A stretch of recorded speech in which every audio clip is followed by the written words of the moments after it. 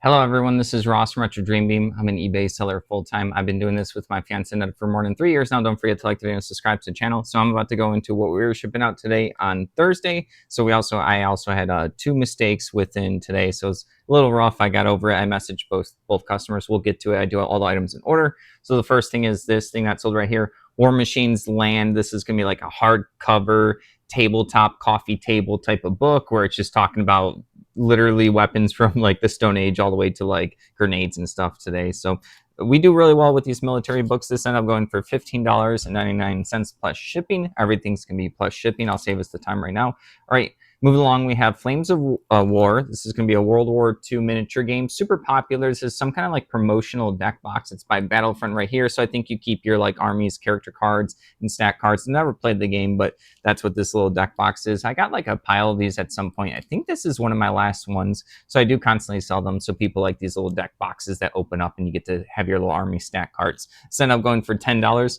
All right, moving along, we have this. This is Role Player, really good game by Thunderworks Games, really good company. I love this board game a lot, and then I have played it a bunch. This is not our copy, but I end up getting a copy right here. It's incomplete, but it's only missing gold tokens, which is kind of like the best thing to have missing because it's very easily replaceable by your own like dice or coins or something like that. Having like specific cards and character sheets missing would be like harder to replicate. So that's the only thing missing from this when this person reached out and they wanted me to double check if all the cards are there. So I'm going to double check before I ship it out. I already checked to like when I made the listing, but I'll do my due diligence. Might as well. It doesn't hurt to do another double check. But yeah, this game is going to be a weird satirical game where you are role playing, making a role playing character, and it specifically is usually with dice and some cards, and then you're picking dice from a market one at a time. You'll get some gold coins where you get to purchase cards on the side that upgrade your character, but you start with a blank character sheet. You're gonna have like a class and a race, and it tells you what stats you want your character to be. It's also really interesting. So it's a lot of fun. It's basically a really cool drafting game. It's also interesting because they have a couple of their games where you can actually make characters in this board game and use it for some of their other board games. There's a really cool campaign game. It is more expensive called Role Player Adventures, and they also have an expansion to it. And they also, so expansion to the Role Player Adventures, and then they have another expansion to the Role Player Adventures base game. It's like called Gold Packs or something like that, or Gold Packs is Secret. Super good thing. I love this company. They always have this really good, they use like generic fantasy, but they still have their own like spin and twist to it, which is kind of just amazes me every day. So keep out a look for Thunderworks Games. If you haven't played any of their stuff, the person paid $12.26 for this. They have to pay shipping. It's a heavier game. So a good portion went into shipping, about like $12 went into shipping for that one. So I just like that game a lot. So I just wanted to geek out about it. So that's cool. Someone's gonna have a good time. All right, moving along. Another cool sale. We got a viewer sale right here. This is gonna be the Reader Goosebumps, Reader Beware, You Choose Your Own Scare. These are going to be the first kind of choose your own adventure books that I read as a kid. This is going to be the first one. They have like these shiny, glittery, like front covers right here. This is number one, Escape from the Carnival of Horrors. This is going to a viewer's wife. She collects Goosebump books, and I think she's trying to get every single one. So I think she was missing this one, so she picked it up. So and I appreciate it. It was really sweet of them to purchase this from us. So this ended up going for $12.80. All right, moving along, we have, these are also interesting. These are going to be two of these are going to be HeroClix. These are going to be, there's a Cyclops fragment special object, and then the Namor, all the computer went down, so the rest of the items I have to go off the top of my head. Other phone was out of battery for prices, and now the computer just went down the laptop. All right, but yeah, these are going to be, oh, I missed the price for these. I think these, actually I do remember. So these are special objects that you would go to an event at the time. There would be like 6 long month events for HeroClix. They would do different promotional kits. You would go to a comic store. A lot of these, like these were just like kind of giveaways, and then you can earn some prizes. And then there would be like a judge, and they would get some stuff too.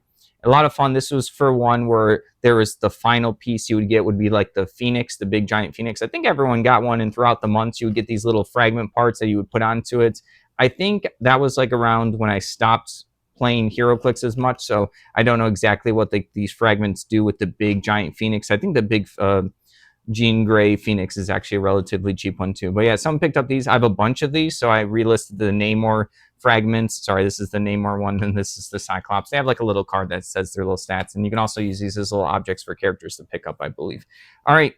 next up is going to be I'll do the mistakes at the end, because yeah, that's fine. So moving along, we have these are going to be some Flames of War, World War II, just like the little deck box. These are just like little infantry and their little sprues right here. There's like 20 of them, different various types of infantry, some with just like their torso at the bottom, so they're probably like, you put them on the vehicles when they're driving. Then there's a bunch of standing infantry. I believe this one sold for like $20-ish. And then this one, my first mistake, this is going to be, it was like an interesting brand. This is like, I think actually made in, is it made in Mexico or something? Oh no, made in Spain. So this is like called Eco, or that was like the brand name that's on here. Made in Spain. It's like, it looks like it'd be like one of those little like gift shop cheap toys for like a boy to buy or something like that. It's like a little Jeep, and then there's like the missile on top. But then when I was grabbing it from the storage unit today, I noticed that like it is a really cheap, like interesting kind of material. You can tell it's like a delicate and fragile, I guess is the word. One of the tires that's supposed to be the spare tire popped off, and then like the little crane part on the top looks like it's popped off. So I messaged them and I said like, hey, I'm sorry. Like I didn't realize that, maybe when I listed it, or when, because like the package has a lot of blur when it's in my photo box because it has a seal on it. So I was like, the spare tire needs to be re-glued in the crane part. I was like, let me know if you still want it. I apologize for all of it. Like my bad. And they end up saying, I said, or I have to ship it within the next few hours. So if I don't hear anything from you, I'm just going to go ahead and ship it, and we'll talk about it when you get back to me. Because I like to ship out all my stuff within time. Even if I'm making a mistake, I have to get it out. I think it harms the account to just have this like late shipment constantly dinging your account. All right. And then they end up saying the word okay, which technically didn't fully answer my question, but I usually follow it something like that up with like, okay, I'm sorry again, you will have tracking with a few hours. I did like a thumbs up or something. So that was, I think that they're okay with that they're gonna have to re-glue some parts. And then the last thing I messed up, we had a really old listing for a CD. It was like Celtic Colors. It was like some kind of festival from 2001. I spent like an hour at the storage unit. I have 2 bins with CDs from when we got a bunch of CDs a long time ago. That's just like the 2 boxes I have them in. And then I was just going constantly looking. I could tell it was an old listing because our background was like a couch when we were at one of our parents' house. I think, yeah, it was a really old listing, probably when we were like part-time. And then I found this 2000 one. I was like, uh-oh. So I couldn't find the 2001 CD for this Celtic Colors Festival CD. So I think we probably sent whenever this one sold, we probably sent 2001.